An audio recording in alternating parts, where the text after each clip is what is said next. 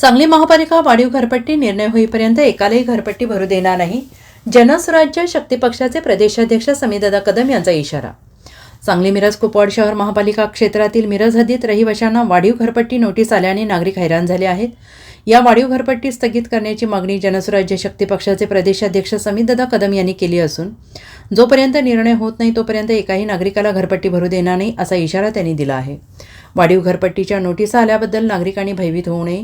महायुतीतील घटक पक्षाचे आमदार सुरेशभाऊ खाडे, सुधीरदादा गाडगे, इद्रिसभाई नाईकवाडी यांना सोबत घेऊन हा प्रश्न मार्गी लावण्यासाठी प्रयत्न करणार असल्याची माहिती समीरदादा कदम यांनी दिली आहे. मागच्या आठवड्यात इतर विविध प्रश्नांसाठी त्या ठिकाणी आयुक्त शुभम गुप्ता साहेबांच्या त्या ठिकाणी मी भेट घेतली आणि सांगितले हा घरपट्टी वाढीचा नेमका विषय समजून घेतला तरी घरपट्टीची वाढ नाही आहे. हे घरपट्टीचं जे करेक्शन आहे ते करेक्शन आहे. कुठले 1 रुपयाची वाढ कुणाची केलेली नाही आहे. ज्यांची घरपट्टी 200 स्क्वेअर फीटला यायची ती आज खरं जागेवरती 500 स्क्वेअर फीट असल्यामुळे तेच आहे. आणि त्या ठिकाणी मी आयुक्तांना याबाबतची बैठक घेण्याची विनंती त्या ठिकाणी केलेली आहे. आणि आज त्यामध्ये आमच्या बैठकीत एवढं ठरलं होतं की जे नव्यानं घरपट्टी ज्या आलेल्या आहेत त्या फक्त एवढ्या येऊ शकतात हेच आहे. ही भरा अशी कुठल्याही पद्धतीचा त्यामध्ये आदेश नाही आहे. आत्ताच्या घरपट्टीत ह्या जुन्या पद्धतीनेच भरायच्या आहेत आणि लवकरच ही बैठक आम्ही प्रशासनाशी घेऊन तशी जाहीर करण्याची मागणी आम्ही त्या ठिकाणी केलेली आहे.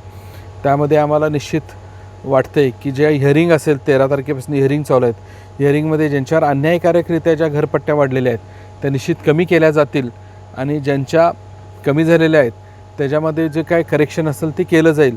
आणि आता जी घरपट्टी होईल ही जुन्या पद्धतीनेच आकारली जाईल.